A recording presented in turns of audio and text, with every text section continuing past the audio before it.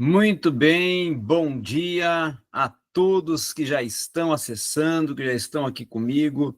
Esta é mais uma oportunidade para você aprender aqui no nosso espaço, o espaço feito, preparado, pronto para você no Transitar Teológico, um canal que compartilha saberes teológicos em diálogo com todas as áreas das ciências humanas, numa visão transdisciplinar, multidisciplinar, que vai além das fronteiras da educação.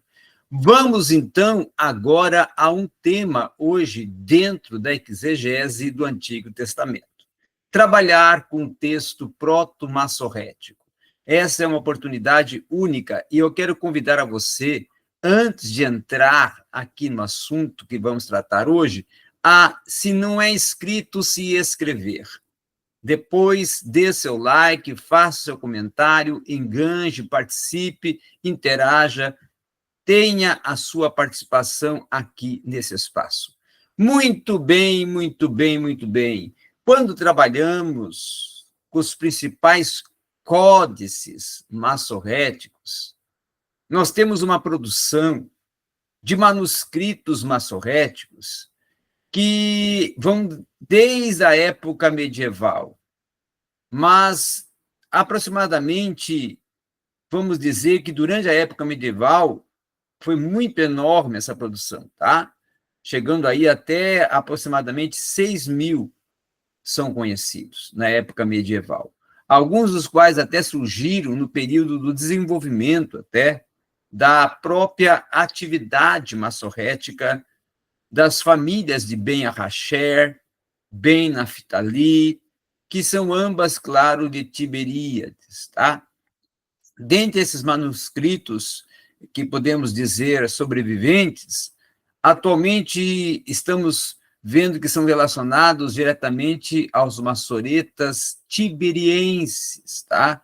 4 até são considerados os mais importantes por serem estritamente relacionados à tradição massorrética de Ben Hacher, certo?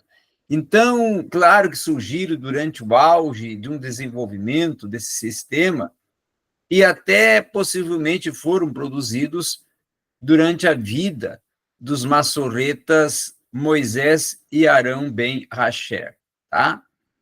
Por essa razão, então, que esses manuscritos, no formato até de códice, eles são estudados pelos eruditos que são especializados em assuntos massorréticos e bíblicos, e assim os códices começam a ser discutidos, tá, ok? Então, o Códice de Alepo é um manuscrito que foi conhecido, inclusive, como o Códice de Alepo, ou até o Códice aqui vai abranger todo um texto, vamos dizer, inteiro, contingente, abrangente da Bíblia hebraica, que vai ainda ter algumas partes que vai falhar, vai faltar, e teria sido escrito justamente no período de 925 a 930 em Jerusalém, né, na cidade de Jerusalém, por o Shelemó ben Morihá, certo? O qual escreveu esses textos consonantais, enquanto o próprio Arão ben Moisés ben Hacher dotaram-o com sinais vocálicos. Então, teve a participação desses dois rabinos e escribas, e, claro, massorretas, certo? Então, acentos e notas massorréticas dentro dos círculos judaicos eram possíveis dentro de um desenvolvimento que tinha um códice e era conhecido também pelo nome de, justamente, massorrético, tá? Então, hoje, o códice de Aleph, ele está em estado ainda fragmentário, devido, inclusive, a um incêndio que ocorreu criminoso na sinagoga de Alepo, isso em 1947, tá? Então, é por essas razões que ocorre esta deterioração do Códice de Alepo.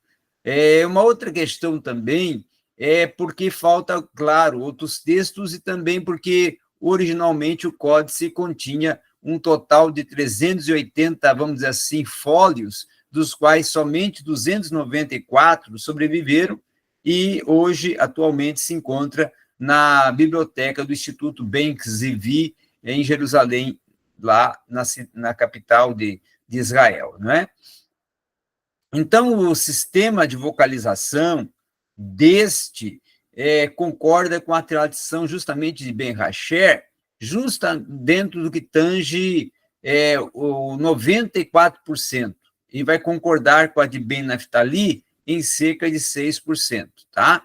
Então, de acordo com Sefer HaFicholim, livro das diferenças, nós vamos ver que a autoria de Michael Ben Rossiel, em 1050, vai ser considerada um manuscrito massorrético mais fiel dentro do sistema de Ben Hacher e que vai ser melhor representado dentro desse trabalho. O texto até do Códice de Aleph, é bom nós aqui colocarmos, que ele é disposto em 3 colunas por página, tá? E os livros poéticos, que compreendem, então, Salmos, Provérbios e Jó, são inscritos já em 2 colunas. A escrita, então, ela é considerada cuidadosa e a sua massorrá raramente vai contradizer o que o texto possui de dados incorretos e incompletos, tá? E uma outra questão também interessante para estudarmos nesta aula de hoje é sobre o Códice OR 4445B, Códice 4445B, que também é conhecido, claro, como Códice Britânico, tá? O Códice Britânico faz parte da coleção até dos manuscritos antigos do Museu Britânico de Londres, Inglaterra, e vai abranger, claro, o Pentateuco, a Torá, tá? Mas vai faltar, claro, alguns trechos em diante que vão aparecer mais tarde, segundo alguns estudiosos, por volta dos anos 925 a 930, e talvez até pela participação de Moisés Ben Hacher, tá? Uma outra questão também que é importante colocarmos é a vocalização. A vocalização ela vai concordar com a tradição de Ben Hacher, que em cerca de 80% dos casos vai possuir uma escrita menos cuidadosa do que aquela que é empregada no Códice de Alepo, no Códice de Leningrado, e também vai possuir na Massorra Parva e na Massorra Magna. E esta vai, claro, tornar-se mais extensa que até os próprios códices mencionados, e o seu texto, então, terá organização disposta em 3 colunas por cada fólio, tá? Uma outra questão também significativa de pensarmos e considerarmos aqui é que há várias passagens na Massorra do Códice, vamos dizer assim, bizantino, que se refere a Moisés Ben Hacher, como autoridade em assuntos massorréticos, como também ainda estava vivo essa questão dos manuscritos, quando o próprio colofon, texto em que o escriba informava seu nome, local, data, especifica ele, Moisés Ben Hacher, como o autor. Então, as variantes textuais deste manuscrito, elas foram coletadas, citadas, pelo Christian Derkesburg, em sua edição, inclusive, crítica da Bíblia hebraica, certo? A Bíblia hebraica que foi publicada ali nos anos de 1908 a 1926, e também argumentava que o texto consonantal e a própria vocalização desse manuscrito, ela era apropriada dentro dos anos 820 a 850, e a sua massorra, ela tinha sido adicionada um século mais tarde por um outro que, precisamente dentro da contemporaneidade de Moisés Ben Hacher, era contemporâneo, então, de Moisés Ben Hacher. O Códice de Cairo, tá? Que vai ter ali o texto, o conteúdo, corpos escritos dos profetas, este códice vai ser, então, o que vai possuir o escrito dos profetas anteriores, que vai compreender de Josué até 2 Reis, e os posteriores de Isaías até Malaquias, tá? Esse texto teria, inclusive, sido composto por volta dos anos 895 a 896, tá? 895 a 896, e outra que antes de Cristo. E foi justamente também escrito por Moisés Ben Hacher, e era um manuscrito massorrético mais antigo, até conhecido pelos eruditos como a Massorra Magna, e que muito curta ainda, e a escrita e o desenvolvimento desse códice no aspecto gramatical, tendo só texto, vogais, acentos e a Massorra.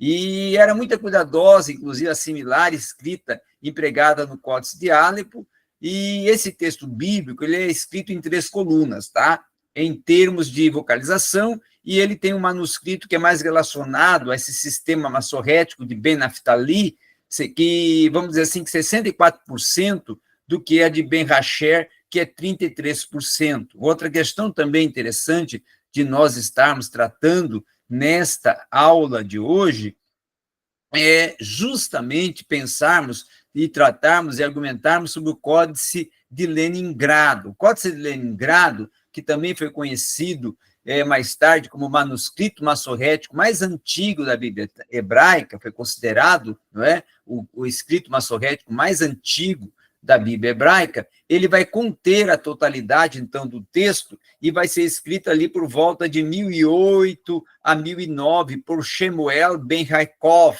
lá no Cairo, no Egito, certo? Este escriba, inclusive, vai afirmar no colofon o códice que ele fez sobre o seu trabalho, de acordo com os livros do Melamed, mestre Haron ben Moshe ben Hacher. O seu sistema, inclusive, de vocalização vai concordar com a tradição massorrética de Ben Hacher em cerca de 92%, e o restante 8% com a tradição já de Ben Naphtali.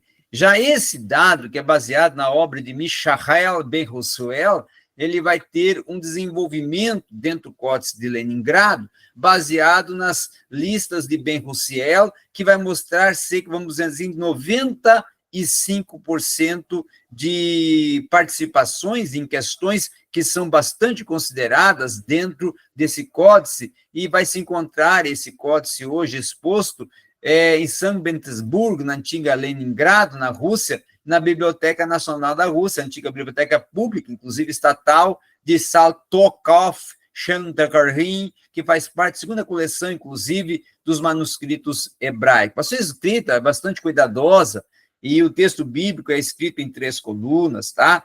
Enquanto que os livros poéticos, Salmos, Jó e Provérbios, já são escritos em 2 colunas. Cerca até de 27 linhas por coluna, tendo assim um total que podemos considerar de fólios, que vão chegar ali aproximadamente a 491, dos quais 463 vão ser correções que ao longo do seu texto, e segundo os estudiosos, esse fato vai ser evidenciador, inclusive, de um manuscrito que, na verdade, é um texto da tradição de Ben Naphtali e que, posteriormente, ele vai ser corrigido para concordar com a tradição de Ben Hacher, tá? Então, esses textos que nós tratamos são textos significativos para compreendermos como que foi esse desenvolvimento do Códice massorrético dentro das publicações que foram desenvolvidas e publicadas e trazidas ao público com os textos massorréticos, ok?